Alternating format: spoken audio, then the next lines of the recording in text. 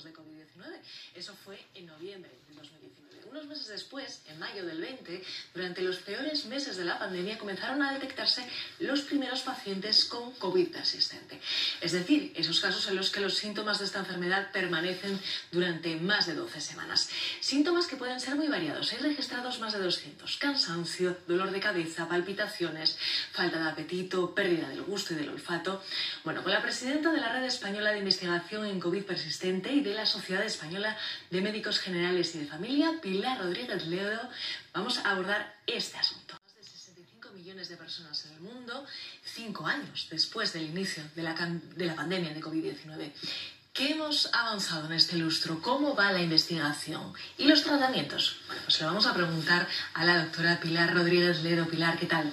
Muy buenos días, bienvenida. Hola. Muy buenos días, encantada de estar con vosotros aquí. Nosotros también, de charlar contigo sobre este tema, sobre COVID persistente. ¿Tenemos claro lo que es 5 años después del comienzo de la pandemia o no? La verdad es que 5 años pueden parecer mucho, pero en una enfermedad emergente como esta es bastante poco. Pero sí que hay muchas cosas que tenemos claro y que debemos dejar sentadas. La primera y principal es que la enfermedad existe y los pacientes también. Esto no nos puede caber duda. No nos puede caber duda de que hay cerca de 2 millones de personas en España que tienen una afectación clara. ¿Qué pasa? Que lo que no sabemos son las menudencias, ¿no? Para que así me entienda todo el mundo. Lo que no sabemos son los mecanismos fisiopatológicos todavía. Intuimos, hay hipótesis, hay distintas tendencias, pero lo que no sabemos es eso. Pero sí tenemos claro que hay un grupo de pacientes que se contagian de COVID agudo, lo sufren con más, con menos síntomas o sin ninguno y no recuperan su salud. Y esto es COVID persistente. Eso es lo importante, ¿no? Precisamente creo que desde la Red Española de Investigación de COVID persistente estáis trabajando por consensuar una definición de lo que es, ¿no? Efectivamente.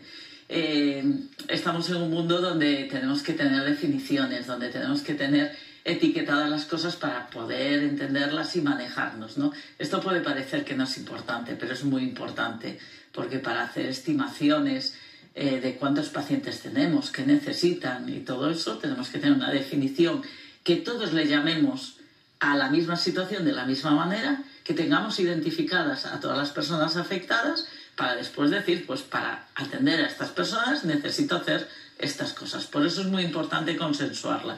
Y desde la Red Española de Investigación en COVID persistente y desde la Sociedad Española de Médicos Generales y de Familia tenemos algunos proyectos que van en esta línea de sumar esfuerzos para que todos le denominemos a esta entidad de la misma manera y tengamos claro cuando no hay una sintomatología, cuando no hay pruebas objetivas que te digan si esto da positivo, esta es la enfermedad, y esto sucede en muchas cosas en la medicina, pues cuando no se da esa situación, ¿qué condiciones son las que lo pueden identificar sin género de dudas? Por eso hay que trabajar en ponernos de acuerdo y llamarle a todo de la misma manera para especificarlo y concretarlo. Claro, porque es una enfermedad complicada de diagnosticar, ¿no? Nos encontramos con muchísima variedad de síntomas. Claro, es una enfermedad compleja, multisintomática, donde están descritos más de 200 síntomas en distintos proyectos de investigación que se fueron llevados a cabo ya en el inicio de la pandemia,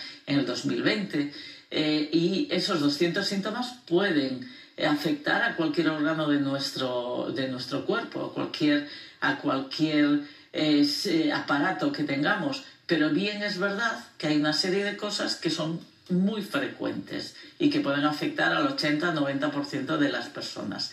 Y eso es síntomas del estado general, como pueden ser un cansancio extremo, un cansancio que no tiene relación con la actividad que hagas, que estás en cama antes de levantarte y ya estás cansado con una fatiga como no has tenido nunca en tu vida, por decir así, ¿no? Y otra serie de síntomas que pueden estar en esa escala, pero también síntomas del área neurocognitiva, es decir, déficit de atención, déficit de concentración, déficit de memoria, síntomas que hacen que sea muy difícil seguir con tu vida normal, porque claro, cuando no recuerdas lo que has hecho hace un rato o no eres capaz de que te salgan las palabras, pues es muy difícil continuar con una vida normal o con una vida profesional, ¿no? Entonces, pero a partir de ahí se puede afectar el sistema circulatorio, el sistema cardiovascular, el sistema respiratorio, el resto del sistema neurológico, el sistema digestivo. Los síntomas pueden ser múltiples y variados, de manera que en cada persona se expresa de una manera diferente en función de su vulnerabilidad. Pero sí que es verdad que de algún modo tuvo una COVID agudo y como sin síntomas, después no recuperó la salud, pasan 3 meses y tiene esa amalgama, a veces de 26 síntomas simultáneos o que se producen en un periodo corto de tiempo y no recupera su salud y su funcionalidad, no recupera su vida. ¿Tiene que ver algo que pasemos por un COVID grave o con peor pronóstico a desarrollar ese COVID persistente o no? Bueno, no, en principio no. Eso sí que es algo que tenemos claro. Igual que nadie está libre de tener un COVID persistente, las personas que han tenido un COVID agudo muy grave no son las que más COVID persistente tienen. Muchas veces, personas que fueron asintomáticas en su contagio, que no tuvieron ningún síntoma, sino que simplemente tuvieron una prueba positiva, aquellos que tuvieron acceso a hacerse pruebas, pues esos desarrollan estos síntomas de forma progresiva y sin recuperar a lo largo de los años posteriores, porque ahora ya estamos hablando de 5 años, pues no recuperan su vida. Al principio sí que se pensó, ¿no? Pensó que, bueno, y además es que parece tan lógico, ¿no? Tienes una forma muy grave y no te recuperas, ¿no? Bueno, eso es verdad que personas que han tenido un proceso muy grave a lo mejor no se han recuperado del todo, pero eso son secuelas de la enfermedad que se justifican porque ha quedado un daño orgánico determinado y por eso no se han recuperado. Pero incluso en esa situación después pueden tener nuevos síntomas que no se explican con ese daño que se generó pues de una neumonía muy grave que le dejó el pulmón muy dañado, ¿no? Pues a lo mejor tienen otros síntomas de otro tipo. No podemos guiarnos porque no tuvo síntomas, no fue grave, pues esto no será para tanto, no. Son independientes y esto sí que lo sabemos claramente. Y Pilar, ¿hay un perfil de la persona que desarrolla COVID persistente o no? Bueno, hay un perfil, aunque es verdad que la situación inmunológica, como ha ido evolucionando a lo largo de estos 5 años, los perfiles también se han ido matizando, ¿no? Pero el perfil es básicamente una mujer, el 75%, 70-75% podemos decir que somos mujeres, ¿no? De alguna manera. Unas edades medias de la vida, edades activas, ¿no? Pues el 50% tienen entre 36 y 54 años. Esto es también preocupante porque en una época activa de la vida, activa laboralmente, activa familiarmente, no poder seguir con tu vida normal pues tiene mucha trascendencia, ¿no? Trascendencia laboral, y eso es carga económica para un país, no solamente para la familia, que también, pero vida familiar. Tienen niños pequeños con los que a veces no pueden salir al parque, ¿no? De algún modo se están perdiendo parte de la infancia de sus hijos. Pero siendo verdad que el perfil es así, podemos encontrarnos hombres, gente joven, gente mayor. Tenemos que tener en cuenta que la gente mayor en la primera parte de la pandemia lo que sufrió fue complicaciones tan graves como que le causaron la vida. Por eso le causaron la muerte y pusieron en cuestión al menos su vida, ¿no?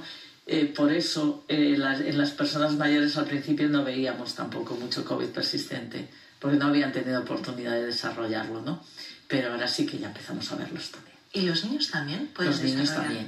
Los niños también. Los niños también, y como eran muy asintomáticas en esas primeras fechas de la pandemia, pues muchas veces cuando aparecieron las pruebas ni siquiera se les hacían, con lo cual el diagnóstico es más difícil. Por eso y porque su sintomatología es más difícil todavía de diagnosticar, porque son niños que a lo mejor iban bien en el colegio y de repente empiezan a ir peor, no salen al patio a jugar con los demás y empiezan a jugar más con videojuegos porque la astenia que tienen, el cansancio no se lo permite. Entonces son diagnósticos mucho más difíciles todavía, pero hay niños también, en menor prevalencia, pero los hay. Como decías, es una enfermedad muy nueva, estáis investigando continuamente, pero ¿se conoce por qué esa relación entre mujer y COVID persistente? ¿Por qué esos datos? Hay muchas, no siendo totalmente conocida, hay muchas hipótesis y muchas teorías para aclararlo. Lo primero es que estamos ante un proceso inmunitario. Y todos sabemos, pues por muchas otras patologías, se sabe en el mundo científico que las enfermedades inmunitarias son mucho más prevalentes en las mujeres, ¿no? Cualquier tipo de enfermedad inmunitaria. Las mujeres tenemos un sistema inmunitario distinto, a veces mucho más reactivo, tanto para lo bueno como para lo malo, ¿no? Y también hay algunas alteraciones hormonales que podrían facilitar esta situación. Pero a mí me gustaría también que nos diéramos cuenta de otra cuestión, que no es tanto de salud, no es genética, pero sí que es social, ¿no? Y es que las mujeres, a su vez, seguimos teniendo un papel de cuidadoras muy importante, ¿no? Y esto hace que también hayamos estado con nuestras familias cuando enfermaron. Entonces, el número de contagios que tenemos en las mujeres por ese tipo también es importante. Y además, algunas profesiones están muy feminizadas, como la de los sanitarios. Son profesiones muy feminizadas. Entonces hay una posible carga inmunitaria que puede favorecerlo, y también hay una parte social que también hace que tengamos pues ese predominio de género, ¿no? A lo largo de esta conversación nos has dado varios detalles, pero es que es verdad, es que la situación de los pacientes con COVID persistente es muy complicada, ¿no? Está ese estigma, ese no me creen porque no se ven mis síntomas, y ellos reclaman atención, o una buena atención, ¿no? Totalmente. La verdad es que ser paciente, su palabra ya lo dice, es muy difícil, ¿no? Y requiere mucha paciencia. Pero en un caso de una patología emergente que no acabamos de entender todavía lo suficiente, pues es todavía más difícil, ¿no? Tenemos que ponernos en cuenta que sí es difícil tener una afectación, no tener el control de tu vida, tener tantos síntomas de forma simultánea, no poder salir por eso a jugar con tu hijo, como decía antes, o ir a trabajar, recuperar tu profesión. Además, tener que demostrar que estás enfermo, pues le añade todavía un peso emocional, una carga emocional muy superior, ¿no? Entonces, bueno, yo creo que ya estamos en la época en la que una persona enferma no tenga que demostrar además que lo que sientes por una enfermedad, ¿no? Me gustaría destacar en esto que los pacientes son tan valientes que incluso son ellos los que han acuñado el primer nombre de la enfermedad, ¿no? Son ellos los que se han dado cuenta de lo que tenían, son ellos los que han recurrido a nosotros. Entonces, no podemos abandonarlos en esta situación de soledad, ¿no? Que sienten, y sin duda es muy lógico que la sientan. Por eso tenemos que organizarnos, para poder darles la atención que necesitan. Y para eso lo primero es tenerlos diagnosticados y tenerlos identificados y codificados.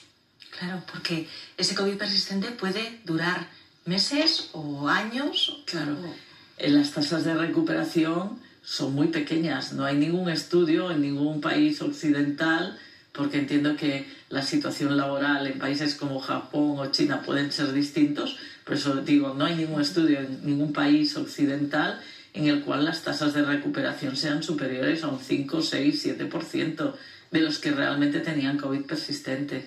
Entonces tienen que aprender a vivir una nueva vida. Y esto a veces es muy duro. Y también por eso nosotros tenemos que adecuar nuestro sistema sanitario a dar una respuesta adecuada a estas necesidades. Por eso es importante, ¿no? El trabajo que hacéis, por ejemplo, en la Red Española de Investigación en COVID persistente. Cuéntanos, ¿qué es lo que hacéis en esta asociación? Bueno, en primer lugar, lo que hacemos, y creo que esto lo tenemos todos muy claro, es acompañar a los pacientes y a los afectados en esta situación. Desde luego, nosotros no cuestionamos que están enfermos y que existe. Eso es lo primero, que se sientan acompañados. Pero sobre todo, nuestro objetivo es mejorar la gestión del conocimiento que hay sobre esta patología tan emergente, tan nueva, ¿no? Que todavía no nos ha dado tiempo ni a integrarla, ¿no? Primero, mejorando el conocimiento que hay. Por eso, Red Española de Investigación. Necesitamos recursos para investigación, eso es principal. Tenemos una vertiente de formación, porque claro, no solamente tenemos que generar conocimiento, sino que tenemos que acercarlo a los profesionales para que puedan dar la mejor respuesta posible al paciente, y a los sistemas sanitarios para que puedan definir esos flujos asistenciales que permitan mejorar la respuesta coordinada a los pacientes, ¿no? Y con seguridad del paciente, ¿no? Que el paciente no tenga que ir de una puerta a otra, sino que vaya porque en esa puerta pueda tener alguna solución, ¿no? Y eso se llama organizar la asistencia, se llama crear unos flujos que lo que garantizan es la seguridad del paciente, porque yendo de una puerta a otra sin saber para qué, sin objetivo claro, el riesgo para la seguridad del paciente es muy importante y los costes económicos son muy importantes también porque hay montones de consultas que aportan muy poquito valor. Entonces tenemos que organizar eso y para eso también trabajamos en protocolos que ponemos a disposición de todas las sociedades que integran la Red Española de Investigación en COVID persistente, 68 sociedades científicas y entidades profesionales, 11 colectivos de pacientes y más de 270 personas que a título individual colaboran con nosotros, ¿no? Entonces, intentamos hacer ese papel de coordinación, pero también intentamos mejorar las condiciones sociales, la salud laboral. Es muy importante porque el 10% de ellos han perdido su trabajo por esta condición, por la COVID persistente, desde que se inició la pandemia. Y solamente el 15% de ellos pueden seguir realizando su trabajo como lo hacían antes. Entonces, creemos que es muy necesario que no solo la formación llegue a todos los profesionales médicos, médicos de familia, internistas, cualquier especialidad, porque dentro de estos 200 síntomas entran todas las especialidades, pero sí que está claro que hay que tener pues bueno, un director de orquesta, un coordinador que tiene que ser un generalista, que tiene que ser un médico de familia. Cuando estamos hablando de fuera del hospital, los médicos de familia somos esenciales para poder poner un poco de orden en esta asistencia que necesitan y que reciben, pero también cualquier otro médico generalista, porque dependiendo de la gravedad, lo mismo, el seguimiento se tiene que hacer en el hospital y entonces ahí aludo a los generalistas del hospital, tanto a medicina interna, pediatría, geriatría, dependiendo de la edad, todos generalistas y cada una de las especialidades en las que están, ¿no? Y aparte de esto, visibilidad. Hay que visibilizar este problema para que todos seamos conscientes de que tenemos que acompañar y dar soluciones. Pues Pilar, te agradezco mucho que nos hayas dedicado estos minutos, nuestra atención también para todos esos pacientes. Y de nuevo, muchísimas gracias. Muchísimas gracias a vosotros porque esta es una vía que también en la que trabajamos desde REICO, que es dar a conocer las necesidades para buscar soluciones. Muchísimas gracias, Pilar. Bueno,